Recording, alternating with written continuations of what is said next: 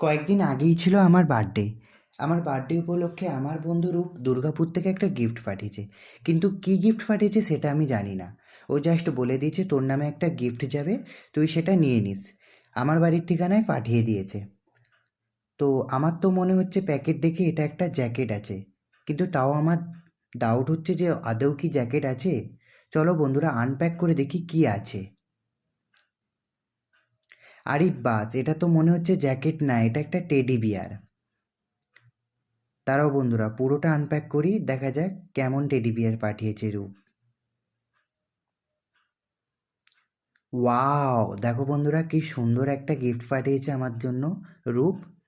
Thank you রূপ, আমার জন্য এত সুন্দর একটা গিফট পাঠানোর জন্য। আমার খুব খুব পছন্দ হয়েছে।